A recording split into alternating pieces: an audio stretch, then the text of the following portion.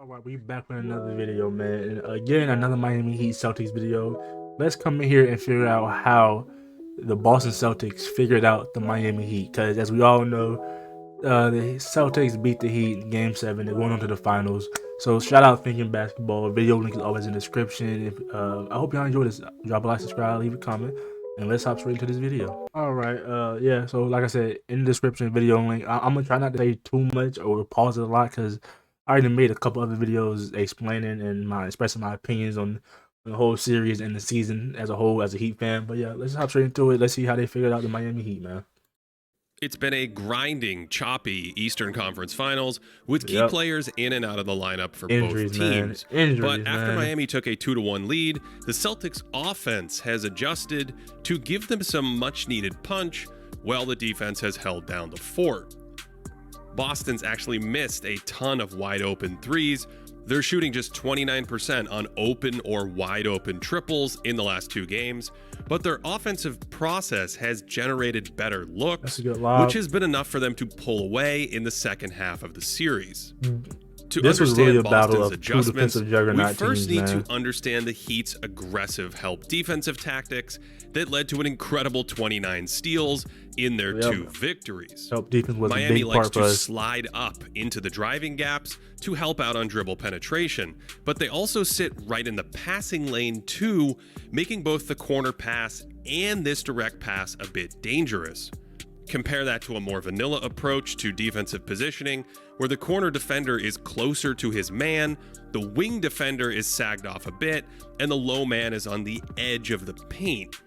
In the playoffs, the Heat will bring that low defender over to the middle of the lane, the corner defender is slid up high, and even this corner pass is tricky if you're small because the wing defender is standing in your line of sight.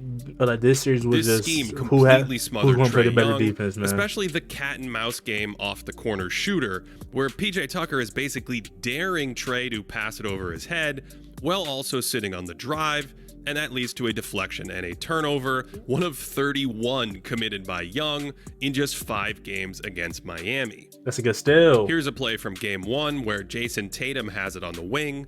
Gabe Vincent creeps up off the corner. The opposite wing defender is all the way over at the nail, and that's just a straight jacket for Tatum. Was it game 2 where VO played amazing defense on Jaylen Brown, I believe? For Miami, and this kind of stationary attack is what the Heat want. We'll be back next season, no the worries. help defenders are sitting in the gaps, so Tatum drives right into a wall, and they had 8 turnovers in this quarter because Miami could set its defense and go to work. None of Boston's offensive creators have a really tight handle in traffic, and a number of Miami defenders have quick, active hands, which makes helping on their drives that much more effective. So the Heat wanted to force Boston to drive into a crowd or make them counter with precise passing to punish this aggressive positioning. Only that's not Boston's offensive strength. With Brown on the ball. Like that's the thing though. Jaylen Brown and JT are tough shot makers, man. They really are. But yeah, so what like really just walling up is how we really got them. Like credit VO played a good game against Jaylen Brown in like game 2, I believe. But yeah, walling up and just like help defense, switching everything and help defense. As a team that can have switchability like that, that's something you always love to see. So yeah, man, that's pretty much all it was. Tucker isn't as quick to cheat off Tatum in the corner, so Jaylen can drive or try a bold skip pass to the other side, but he forces it to the roller, and Jimmy Butler's too good for that. Here's Tatum in spread pick and roll, and Butler's slid way over near the free throw line, and Tatum tries an early pass to punish this, but Jimmy was waiting on it the whole way because Jimmy's great in passing lanes. Jimmy. So by sliding into the driving gaps and sometimes playing the pass, it creates confusion for the ball handler. Bam stunts to the ball, but he's really playing the pass, so Brown's safe when he keeps it.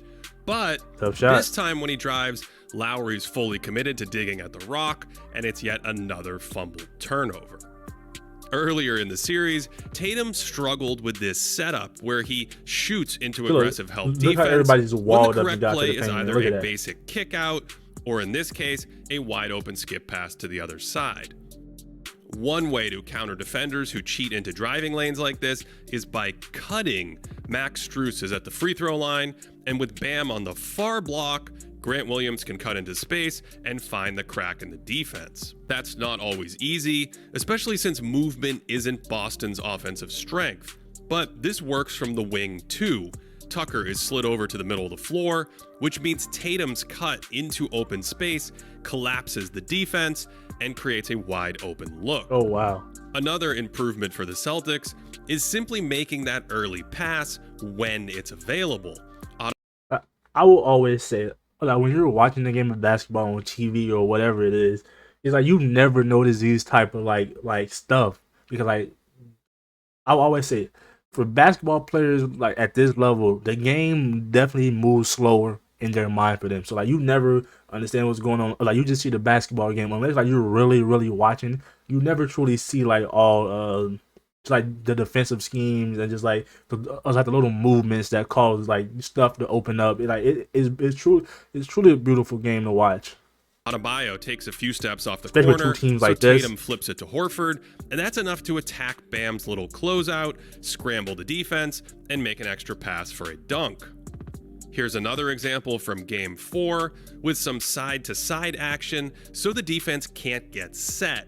Butler slides down in case he needs to help, so Derek White instantly whips it back, and again that's enough to lose him, and then an even better extra pass leads to a wide open three. Strus is still trying to figure out what happened. Here's one where Marcus Smart attacks the low defender by throwing the skip pass early.